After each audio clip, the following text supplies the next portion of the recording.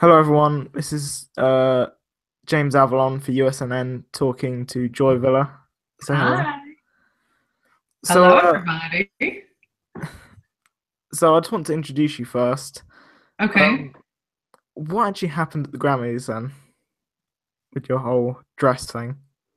Well, I think most people know by now what happened. I wore a Make America Great Again dress to the Grammys. I'm a singer-songwriter, and I live in Los Angeles. I'm actually moving to New York City, but I wore a dress in Hollywood in the belly of the beast, where conservatives are not really encouraged at all to proclaim their beliefs, and Trump supporters get misaligned and made to be monsters all the time. And I decided to wear my Make America Great Again dress on the red carpet to an explosive response, good and bad. Mostly good for me.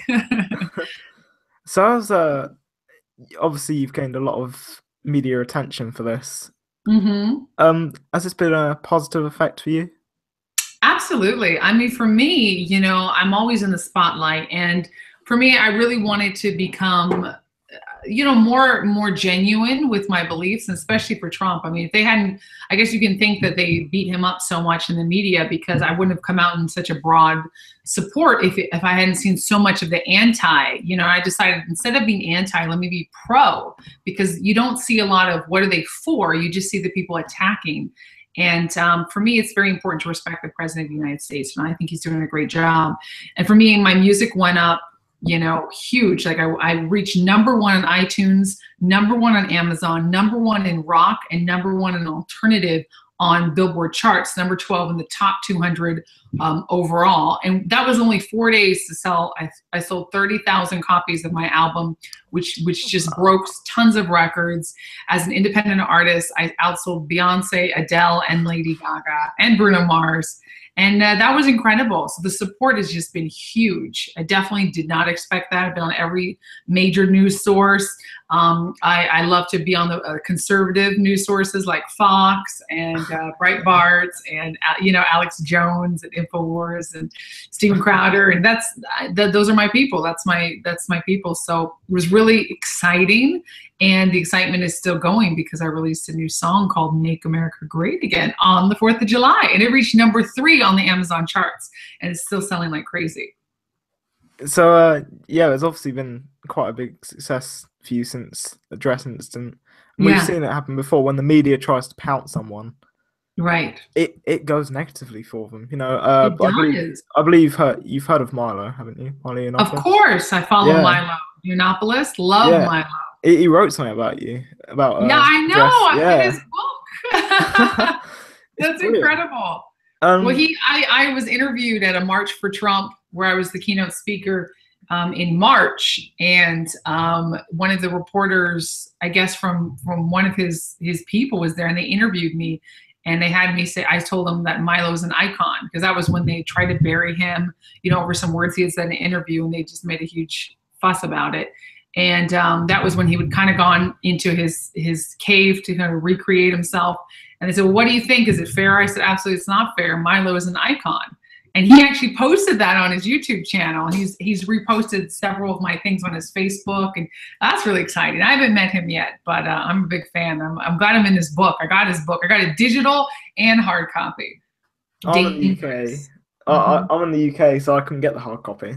Oh, that's Yeah, right. They I got the restrict. digital. Yeah. That's good. In fact, I think it was the Guardian. They wrote something about it saying 151 people bought Dangerous in the UK, Yeah. and that was on hard copy. So 151 people had ordered a hard copy from the US to be shipped in, Isn't and they that just crazy? yeah, and they It's just actually excluded every awesome. digital. I mean, Yeah, people don't normally do that. That's like you're paying like 5 times more for the book, with yeah. customs and everything. So that's pretty incredible that even 150 people could do that. I know some people are like, oh, that means barely any people read his stuff. I'm like, oh, that's a country where you can't get it. So that's actually extraordinary. Yeah. Yeah. It's So cool to see UK supporters of the conservative movements, and being, counterculture to what you're told to believe. Because I know the UK has a lot of issues with that.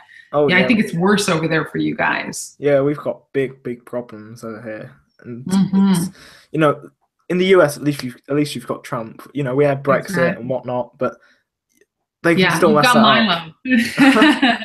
Milo. They can still mess that up. They'll find a Yeah, way to weasel out of it somehow. That's yeah, my it's true. prediction.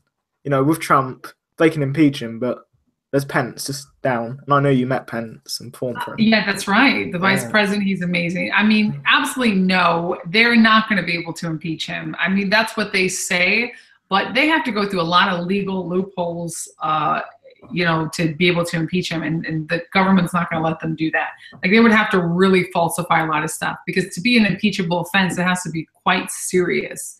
And just because you don't like what he says in this country of free speech does not mean you can impeach him. So I think that's just a total fabrication. They keep talking about it. But like you said, if they were to be successful, I like to challenge people too. I like to be like, well, if you were to be successful in taking out the president from his office, Mike Pence would be president, and he's yeah, even more conservative. He's actually very, very, very conservative. Strong speaker, strong person.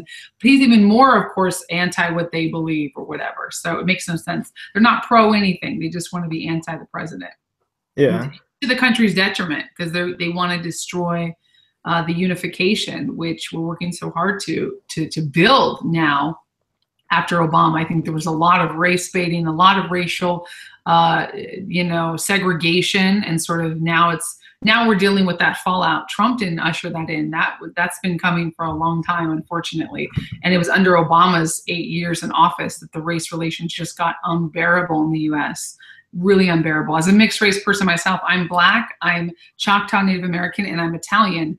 And I've always identified myself as an American. And when I go overseas, they see me as an American.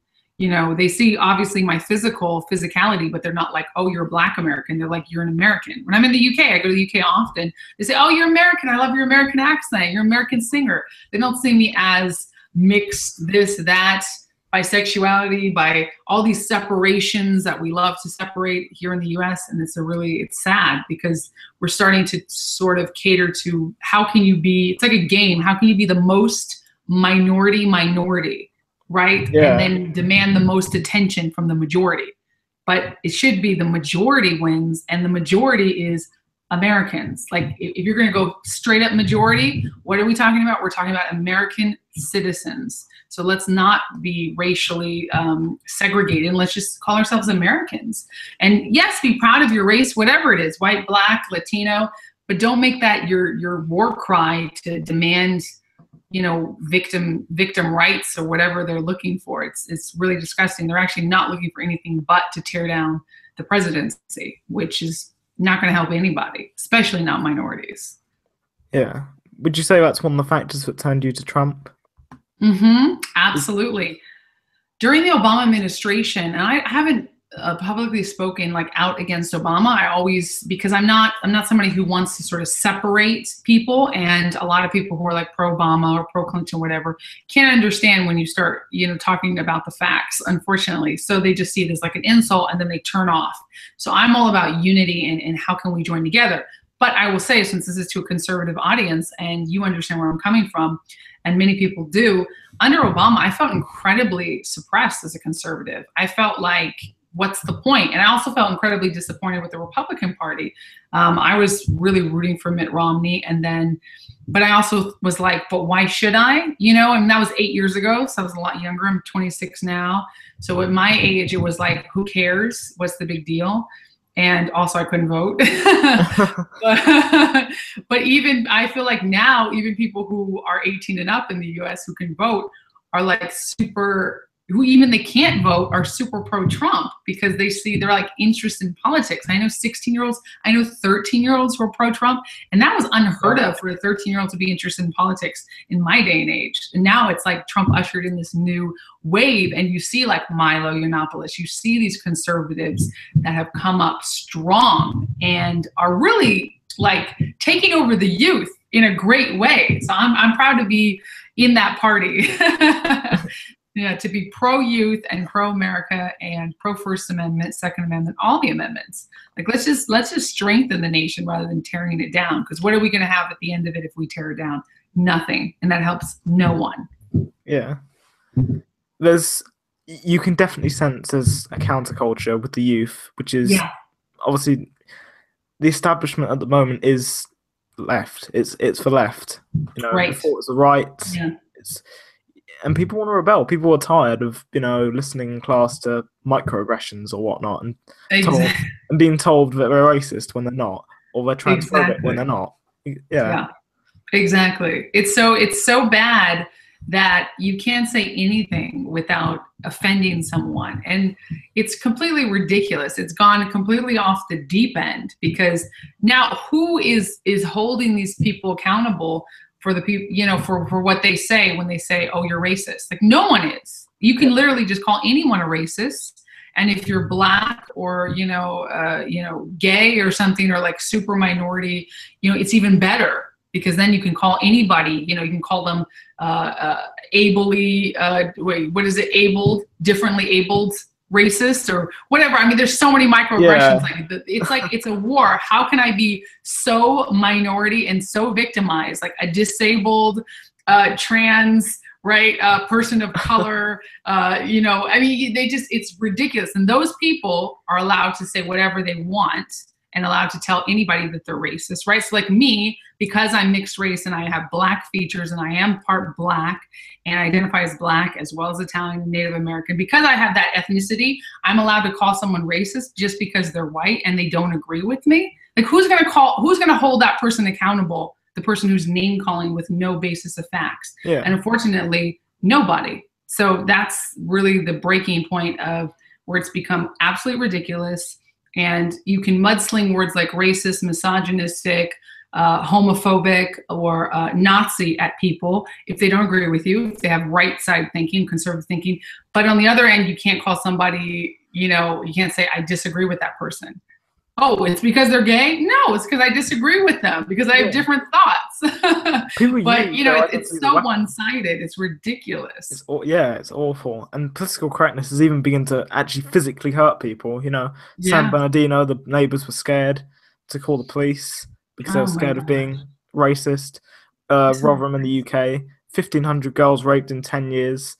Police did nothing because too scared of being called racist. Disgusting. It's awful. It really is. And I mean, what's the worst that can happen to you if you're called racist? You can't arrest someone for being racist. That's ridiculous. That's like where I did a video where I said, are words the same as physical actions? And of course, we know they're not. But a lot of people are confused about that. Young people too. They think, oh, well, hate speech isn't that the same as hurting someone? No, you can hate someone without physically hurting them.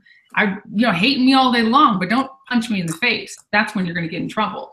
So that's where we see like, oh, I was afraid to be called a racist. What's the worst they can do if you're called a racist? You can't arrest someone for being a racist. You can arrest, even if it were like someone said, no, I can prove they're racist. If they didn't do any racist actions like that hurt people. So even the worst name you can be called, still legally you can't do anything about that. So for people to be afraid to be called the worst name, right, racist, let's say for instance, because they don't want to, to not do something to save people are getting hurt because they don't want to be called that name, is the weakest weakness ever. Like I would hope somebody would check me if I was hurting somebody and not be afraid because I'm a woman of color. Like, oh, they might be seen as, misogynistic or racist. I mean, if I'm like doing a crime, you better report that.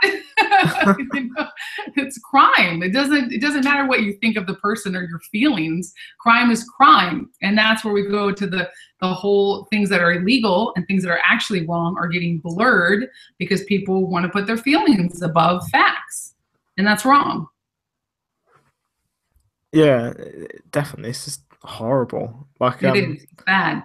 But we are taking back the culture, like you said, the counterculture is taking it back. And I love that the UK has these radical people like yourself who are really like fighting back the European standard of, oh, don't say anything, don't be outright, don't be bold. I feel like, because I lived in Europe a lot as well. And I feel like in Europe, you're not encouraged to have free speech, even worse than America, because you guys don't have that really as your... Yeah, we don't have a First Amendment.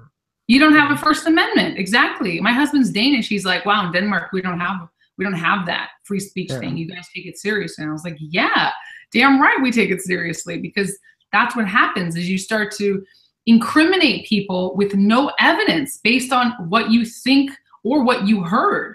You know, if I say, I don't like that Chinese food, that shouldn't be deemed racist because the food is Chinese, just because there's a racial element to it. That's an adjective. I mean, that doesn't mean I hate Chinese people. And even if I said I hate Chinese people, which I don't, that's not a jailable offense. That's where we're at. It's like hate speech is not hate crime, actually committing crimes.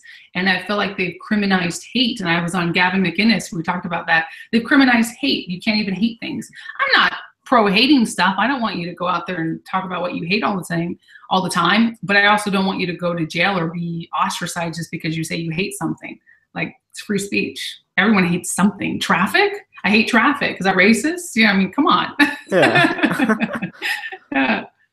So have you experienced strains on relationships in terms of business or family since you've come out as a Trump supporter, and what inspired you? Yeah, definitely. I would say I straight up lost friends, straight up, so-called friends, you know, who basically were like, I can't support you anymore. I can't. And I've had a lot of comments on my YouTube channel, youtube.com/MissJoyVilla, where people are like, oh, well, like right after the Grammys, I'm not going to buy her music anymore. I was like, come on, you never bought my music. Let's be real. I mean, don't tell me that. Like, that doesn't scare me. I have fans who say, I don't support Trump, but I support you, and I love your music, and I love your message and what you're doing, because my goal is to be inclusive. It's not exclusive. I'm not only singing to Trump supporters. I sing to everyone, because let's face it, if you're American, if you're a worldwide citizen, not just America, but the world, you are going to be following American politics and American pop culture, and our president is Trump. So you can't get away from it. But I don't tell people you have to love him like I do, but don't be anti him. Don't hate on him. Like, that's not cool. He's our president. Just, you can not like him, fine, but don't be like, I want to kill him and all this. Like, this goes beyond like hate. This is like violence. It's violent speak. They should change that whole hatred and don't hate thing to just like, don't be violent against things, because that's where it actually counts. That's where I draw the line. When your speech is not speech, it's like, I want to incite to violence. I want to blow up the White House. I want to hurt Trump supporters. I want to punch them. I mean, it's crazy. So in that way, because I speak boldly against that, and I'm so about love and tolerance and acceptance and diversity, not just of looks and of culture, but diversity of thought, I've alienated a lot of people, but those are people that I don't need on my team anyways. And professionally, you know, I've had some sponsorships, you know, who they were going to send. There was like a few companies. There was a company that does like temporary tattoos, and I had approached them. My publicist had approached them about doing like giving me some product, and in turn I would promote them, and I would wear the tattoos on one of my music videos. I thought it was really cool the way they did it. They look really real, and it was cool.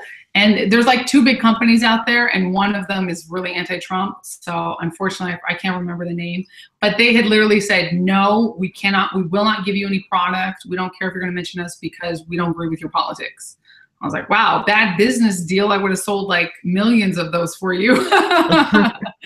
But, you know, I mean, businesses like that who are just too narrow-minded and idiotic, quite honestly, to even say, well, let's cater to 50% of the nation. You know, it's like Michael Jordan, when they asked him like, oh, what are your beliefs and what are your things? He says, listen, I'm not going to say my political beliefs because Republicans buy sneakers too.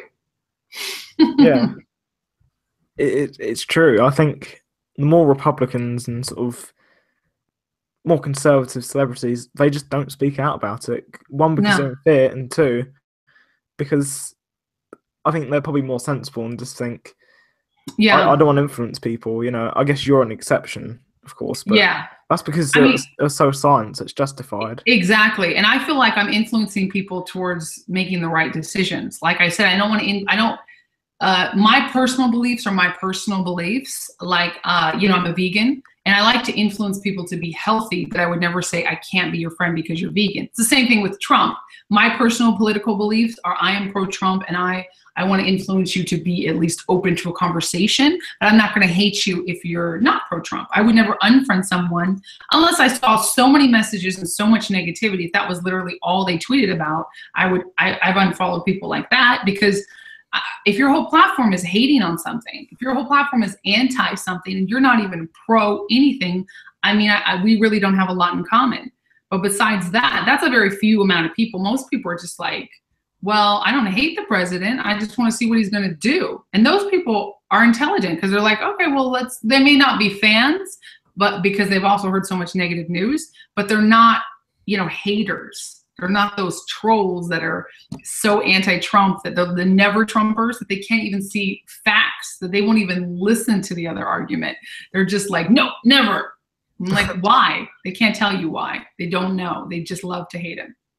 And I feel sorry for those people, but they influence the other people. And that's the problem with that sort of thinking, that liberal mindset that's out there. There's some good liberals out there, but in Hollywood, it's only the very few noisy, loud ones with very strong anti-opinions that are allowed to speak. And that was what I was hoping. That's what influenced me. And the dress designer, Andre Soriano, who's a pro-Trump, gay Filipino immigrant, and we're really great friends, and we love the president, and we were like crying when he got elected. We voted for him. And he and I were like, this is just ridiculous. Let's combat this. Really came out of like almost like an F you haters. What are you gonna do now? We're pro Trump. You can't stop this. Rather than lashing out in hate, like I didn't wear an F Hillary dress. I wore Make America Great Again dress with Trump on the back, in case you didn't know that I was pro-Trump. People still ask me, they're like, is this a joke or what? I was like, no. I mean, this is real. And I was definitely braced for the worst amount of hate you could get. And I did get a lot of it. But what I didn't expect, I got death threats, tons of death threats, still get death threats like every day. And but what I did not expect is for the Trump and conservative movement to be so strong in backing me up. And that's why you see the success. Not because I pulled some stunt, because lots of people pull stunts, they don't sell albums, but because I spoke my beliefs for real. I was genuine and I was smiling about it. And I wasn't like, F you snowflakes. I was like, hey, I love the president and I love you too. It's okay if you don't, but I'm not gonna be silenced any longer. And that's what spoke to people. And that was what I was hoping would happen, that people would be invigorated in their beliefs and really be unified. And that's amazingly, that's what happened. And, then we had some blowbacks with the Kathy Griffin thing. And it seems like they got even angrier after I wore that dress. A lot of the liberal minded people got even worse, but they can't stop us. We're too strong and we're too unified and we're having too much fun doing it. I mean, we have the best spokespeople on our team. I think the coolest people are conservatives, we have fun. Yeah. We're not serious about it. We're like, there's some loonies on our side that are on the right side that, that are maybe they get taken out of context all the time, but the far majority of Trump supporters and of conservative people are good old-fashioned, value-minded individuals who just want things to be better. They don't want the same old, and things did not get better under Obama, and that's a fact. Yeah, definitely. Yeah. Hold on. So, what would you say about celebrities being blackmailed in Hollywood and whatnot? I know Lana Del Rey, she tried to use witchcraft against Trump. That's how far we've gone. Oh my gosh. I mean, that's ridiculous. I think that, certain celebrities like her, I don't like to attack people because that becomes the headline. Someone picks it up and it's like, oh, Joy Villa versus Lana Del Rey, But, actions speak louder than words. Like, you can tell me you're an artist and you really want unity and you want love, and then you say things like that and it shows your weak points. It shows you don't want unity. I mean, she said a lot of things that are just like she's afraid now and she doesn't want to show the American flag when she's in France because that feels like she would insult them. I'm like, why are you ashamed to be American? why are you ashamed of it? If you were really pro-America, which you should be, and you have no reason not to be, then you would be saying, I want a solution. You know, I would love to hear a solution instead of saying, I want to hex the president. I mean, it's just absurd. It's like, I don't walk around being like, oh, I'm going to scream so loud in my house that I'm going to blow out Hillary's eardrums. Like, I mean, come on. That's basically what I feel like she's saying is like, I'm going to look so stupid and do such stupid things that hopefully it'll hurt the president. I'm like, why? Like, what is that going to get you? And then when they asked her, she's like, well, why not? I mean, a lot of these people are on drugs. We can't dismiss that. Unfortunately, they're on drugs. They're depressed. They did things they regret to get up to the top where they are. And now they're unhappy. That's the only explanation I can see, is that these people are unhappy. And really, truly, when you're not doing that stuff to get to the top and you stay legitimate, is there more of a chance of failure? Sure. But are you, once you reach the top, going to appreciate it more and be a real human being? Absolutely. And I'm living proof you don't have to do things you regret to be, I wouldn't say I'm at the top, but I'm successful and I make a living. I've actually made a living the past 5 years doing what I do. And so you don't have to sacrifice your ethics to be famous. I'm living proof of that. Well, Lana Del Rey, I think the music that I've listened to from her, that I've just heard, I think it's very depressing. It is. Correct. Yeah. Absolutely. Yeah, it is. I mean, it is. It's sad, wallowing music. I'm not saying she's not talented in her own right, but she's not happy. And every interview she talks, she's not happy. And that's a symptom of unhappiness is, oh, I'm going to try to hex the president. Also, luckily for her, wow, it got in the headlines. So there people are talking about her again. Coincidentally, she had a new album coming out. You think that was... And suddenly people are talking about it again. So she must have brought it up in an interview, because I remember she tried that, I think, during the election. I think that was a long time ago she did that, because I remember that story breaking like, I don't know, like 6 months, a year ago. And all of a sudden people were talking about it again. So she must have mentioned it, just around the time of her new album release. Wow, you know. People know that if they say Trump in the headline, they will get clicks. That's it. So people will do whatever they want to try to get that attention. And I think that's when you look at the celebrities who are speaking so boldly out against him, it's the family and celebrities. It's not the ones who are like at the top of their game. They're living their life. It's the people who, quite honestly, need a career boost, and they know that they can invoke the name of Trump to get it. And it's sad. It's very sad. Yeah, it's just, you don't see why these people do it. You know, there's some celebrities rebelling as well. You know, Kaya Jones. I know Clint Eastwood, he's done it as well. Yeah. I think Clint Eastwood, he can get away with it, because I don't want to sound sort of disrespectful to the elderly, but because people are old, like, you see an old person and they say something, you know. Yeah. And he's also classic. Like, he's been famous forever. So what are they going to do? Like, he's a producer, he's a filmmaker. He also owns his own, I think he owns his own production company. He's been a spokesman for the NRA forever. You know, so he's so grounded in what he does that he doesn't have to fear. And it is celebrities that have no fear who speak up, you know, like, Kaya Jones, she's a good friend of mine, and she's been doing her own thing. She owns her own recording company. She's her own woman, you know, she's had her own business for years. So she came to me and she was like, oh, I love Trump too. And I have this a photo of me in a Trump shirt, and for 2020 or for 2016. And I said, post it. This was like right after the Grammys. And she said, no, I don't want it. I don't know. Should I? I don't know. I said, please. I know I'm going to get a big blowback.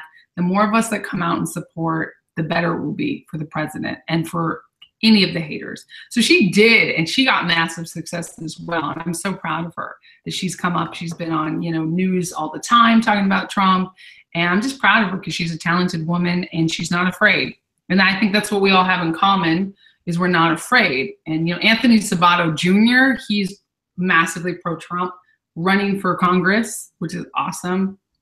So there's a lot more of us that we just, you know, it's news sources like you and that give us the platform to speak, because I think there's more of us than, you know, people think. Like Roseanne Barr is also pro-Trump, and there's several other ones. There's like a lot of them, but you just don't hear from them all the time because they're living their life and producing great work. They're not trying to stir up drama. Yeah. I know in Milo's book, he mentions, he says he's got a lot of emails from very famous people who say, you know, I'm a Republican and whatnot, but I just don't want to say anything. And I think Paul Watson, I think Milo and Paul Watson, they said, if your celebrity doesn't talk about politics, chances are they're a Republican. That is a really great quote. That's, yeah. I think that's true. That's unfortunate. That's probably true. Yeah. I know celebrities who are Republican but have changed their tune because they, like, for instance, I'm not going to name them all because I don't like to out people, but there's someone is an actress and fairly well known, and I know her, and she had said in an interview a few years ago, I'm not a feminist. Oh, sorry, I think we've... So a couple years later, or a year later, you know, she changed her tune and she started being like aligning herself with the pro-feminism movement. Not that she was any less pro-woman or pro-human rights when she said she's not a feminist, right? Because we know feminism has turned into this nasty anti-man movement. It was intended to be, but it's basically like a rebellion of anything that makes sense. To me, that's my viewpoint, because I used to call myself a feminist too. That was when I thought it was actually like, oh, it's for like women's rights and being bold and being strong. And then I realized, no, it's not anymore. Not anymore. Maybe it was at one point. It's so vindictive now. It's just, it's so bad. Yeah. I can't, I just can't be associated with that movement. I can't. But this poor person who started conservative, was raised conservative Christian, she now identifies with this movement because she was bullied because she said she's not a feminist. And I'm like, what? Isn't that what feminism is supposed to be about? That you can choose to like live your own life as a woman? That you can have your free speech and your free thought? No, it's not what it's about. It's, you know, join us or die, basically. It's ridiculous. Have you had any experience in meeting people, you know, that are relatively famous and they've said to you, you know, oh, I want to come out as a Republican or whatnot, you know, those sort of things? Yes, I do. I have, especially after the Grammys. Actually, at the Grammys, I had a lot of people who were behind the scenes, famous producers, directors, who were just like giving me the sly like thumbs up and like, oh, can I take a picture with you, that sort of thing. And then I had a lot of people who I didn't expect come out and like email me, like you said, Milo did. And they emailed me and were like, I love what you did. And then I check who it's coming from. And I'm like, whoa, I didn't. Friends, you know? And then I've had a lot of people follow me that, like, when someone follows me on Twitter, I basically know. Because, you know, if you're following me like after the Grammys and you're still with me and you're cool, then I know you're not like gonna explode just because I have a different thought process than you and I think different, or B, you're straight up conservative. There's just two types of people who are like tolerant, actually true, like, oh, I'm not conservative, but, you know, I like to hear both sides, and they're open-minded. You know, when you get into the inner circles, they don't care about that. Those are good people. And then there's the people who are like, yeah, I'm a closeted conservative, or they're an outright conservative.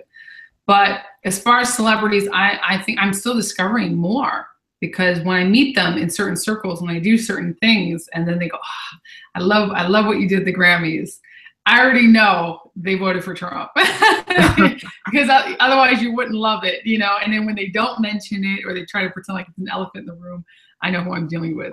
It's more like, it's very secret. It's very like, you know, kind of a, you know, secret thing.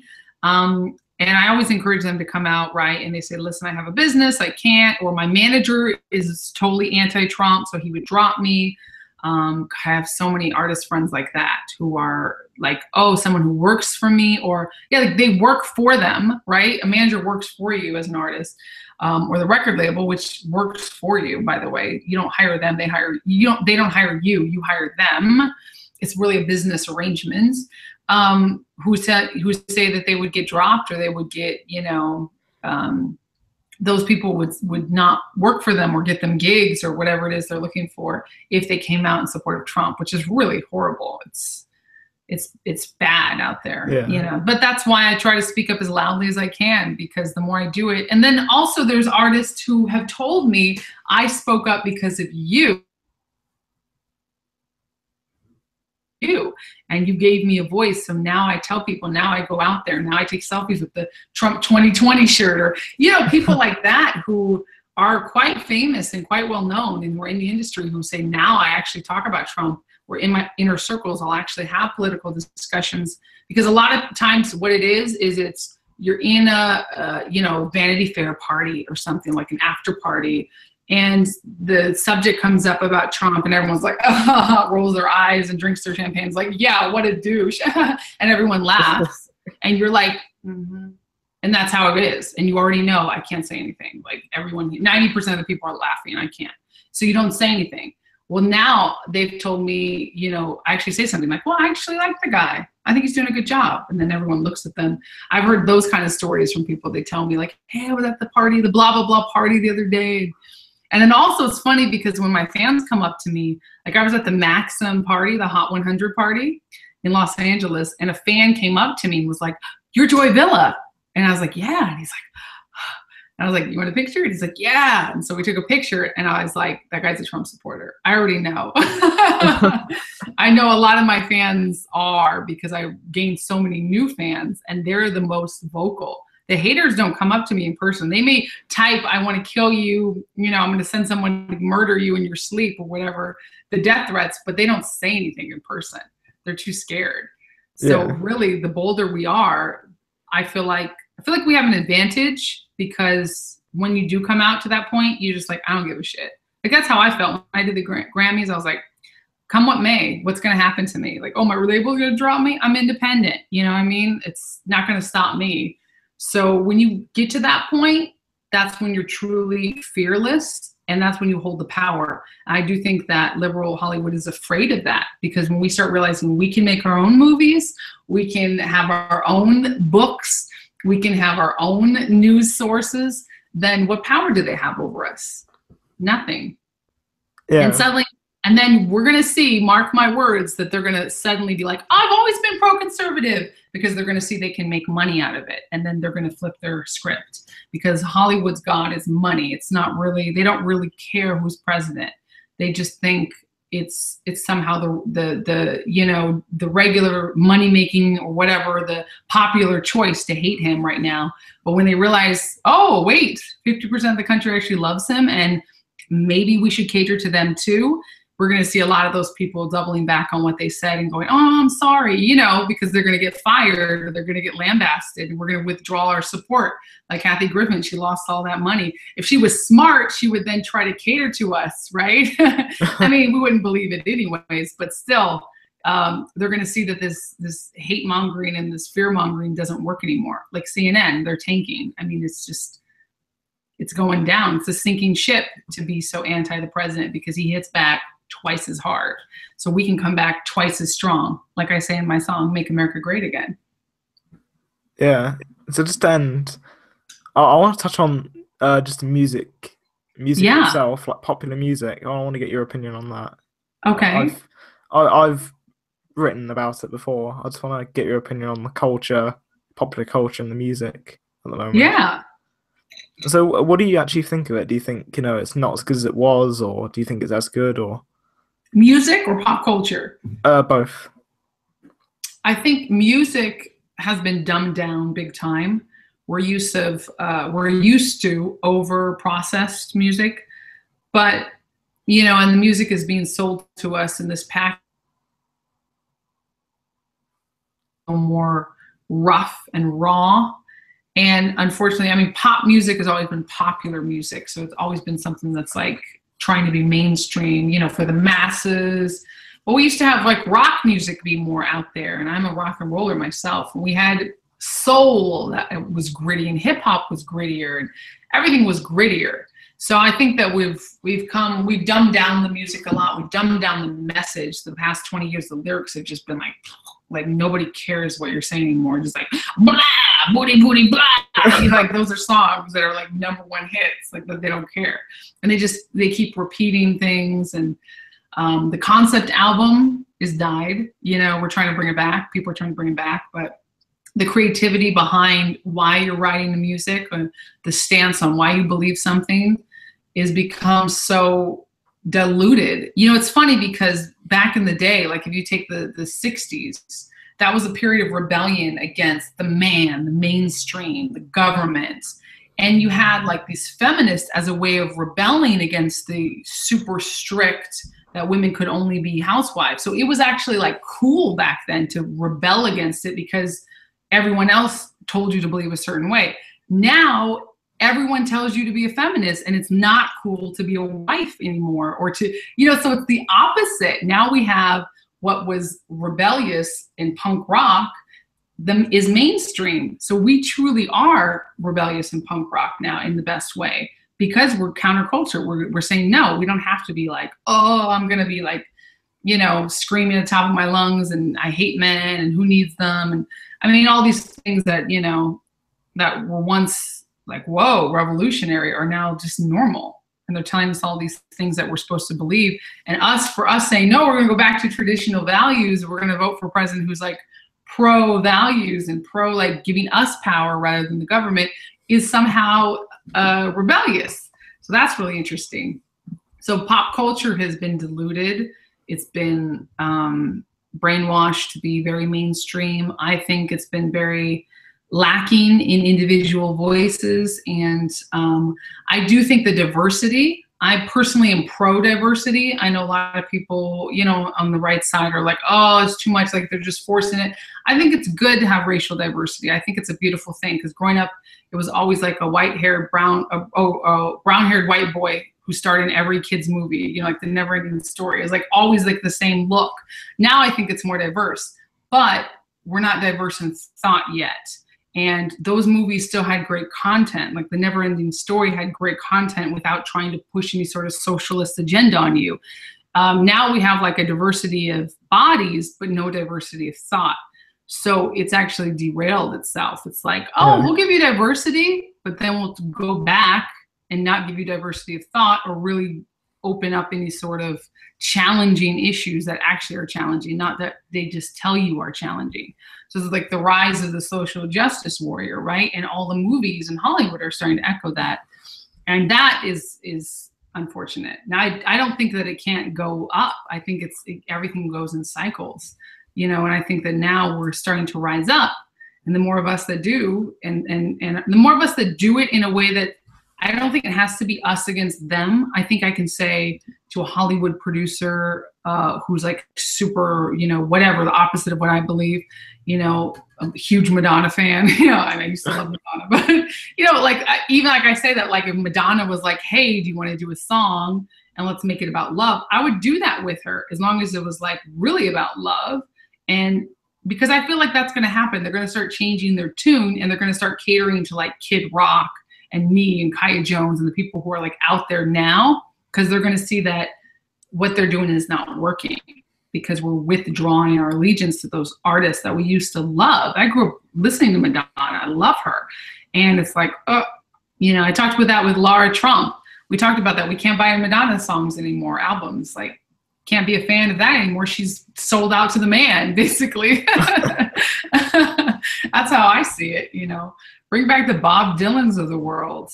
It's a different climate. And Bob Dylan wouldn't even make it in these days, I think. There wouldn't be a place for him, unfortunately. So I feel like we're drowning out a lot of our really radical, awesome artists by this whole, you know, microaggression culture we have. But it's not too late. We have Milo. We have a president in office who's awesome. We've got mainstream media bowing down now because we see so many more alternative news sources who are like not afraid. Like you don't have anything to lose, so you can just say what you need to say, and that's power. So we're getting the power back to the people. It's just different. It's just changing. That's a long answer. Like I think it's bad, but it will get better. In short, yeah. I don't like to be Tuesday about anything because I do believe that we're starting to get. There's been a lot of suppression, a lot of pressure, especially the past 8 years of conservative values, a lot of hate against us, and we're fighting back now in a way that's the best. We're creating things, we're publishing books, we're going on TV, we're making music, we're wearing fashion, you know? So that's how you win the war, not by just name bashing, slandering. You just create, you out-create it. And we are the ones doing those creations, and I don't see a lot of great, beautiful alternative stuff coming out the other side. So I believe we're winning in that way. I'd agree with the most part of that. With the diversity in films, I'd say I can see where you're coming from, but as long as it's within reason, you know, if you're gonna make a World War II film about the Nazis and you're gonna have a black disabled woman, you know, that's ridiculous. Really, it can't be like.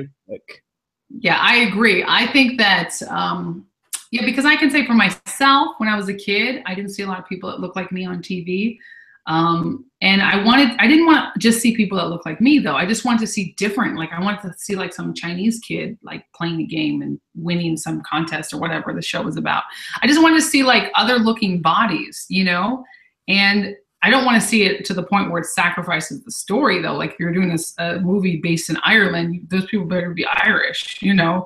But I also think it's because we're told to follow something that is not genuine. When you start forcing the diversity, it's not genuine. When you have like an actual person of color making a movie, it's going to be usually more genuine than if like, oh, Hollywood people were like, oh, let's just cast a black person in there because that's what they want nowadays. That's not genuine. You know, like there was a big backlash against the Spider-Man movie. I didn't see it personally, but I understand that, but I'm also very like, let's just mix it up and I just want to see different types of thought and different types of look, but I don't want it to be forced. So I do agree with you on that, but I don't believe, you know, I mean, it's like when you look at the conservative movement, we look different. I mean, yeah, still there's a lot of white people. Well, 70% of America. Look at the different people that are in the conservative movement. We all look different from each other, and we're not forcing that diversity. It's just because we allow it. We let it come up naturally.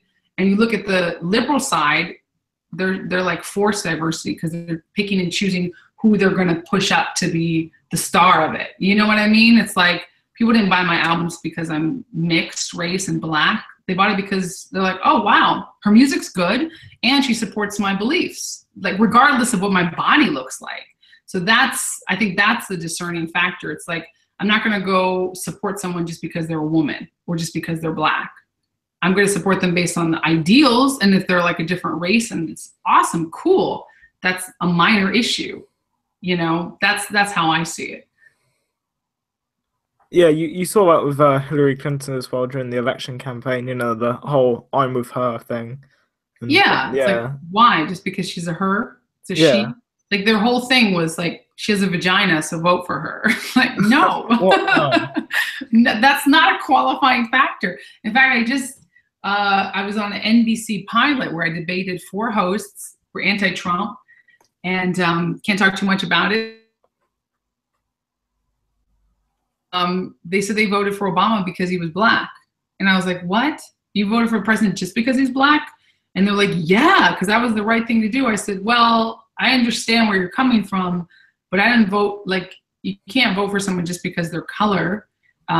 Yes, that's great. We had the first black president. That alone in itself was awesome. But what did he actually do? That's the actual criteria for being a successful president, not the body that he's in. And the less that we focus on that, the better we will be. I think the more we try to force it and focus on, she's a woman, so vote for her. Look at this kick-ass female doing this. Look at this badass, you know, half Asian guy doing this. Like, well, what is he doing? Like, I don't care what his race is. Let's talk about what is he doing. And like I said, I think naturally, I mean, I grew up in big cities like around Los Angeles, New York. It's naturally diverse there. Nobody forces anything. You just walk around, it's diverse. That's how it is. No one makes a big deal about it. So I think we should encourage it without making a big deal about it and without being the first criteria. You know, I mean, you could say, I wish casting was like that. But Hollywood is still going to run by their certain rules. And the only thing you can do to combat it is just create no matter what you look like and just ignore the haters and forget those people who are going to try to bash you because whatever color you are. you know, including white, because a lot of people think it's cool to hate whites too. It's not cool to hate anybody. You're allowed to hate because First Amendment, but it doesn't make you cool just because you're like a trans person. Doesn't make you like the most special person just because you're so different. What are you talking about? What are you doing with your life? Like, that's what I judge people on. You know, what's their message? What are they actually creating? What are they actually putting out there? Their ideals, their motives for life.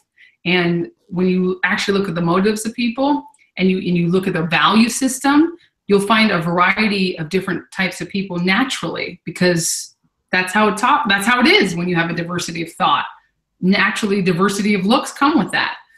But when you try to force it or you try to limit it, it comes off being phony. And that's what I think, that's why we have a backlash against these diverse films, is because they're forced and they're sold to be a diverse film when what's the story? Like, why don't you just be a film? You know, that's how I see it. Yeah, I'd agree with that.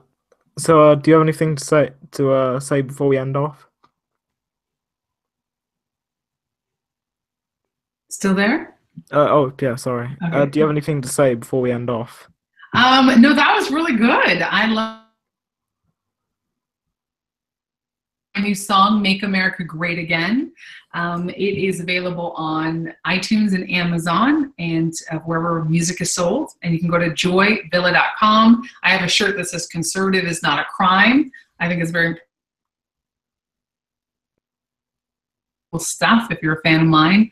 I just want everybody to be bold and know how valuable they are and that their voice matters. And it is important for people to speak up and not worry about if they're going to be agreed with or not. You need to be bold and don't be afraid to offend someone. Just say your truth, because that's what's going to last, not this microaggression culture. Yeah. Yeah, so that was good. Right, so stay tuned, guys. In about half an hour, we're going to be speaking to Stephanie Williams. Awesome. Yeah. The young millennial. Right millennial, yeah. Yeah, that's right. Yeah. Oh, she's awesome. Yeah, cool. Yeah. Right, so thank you everyone for watching, and stay tuned. Bye.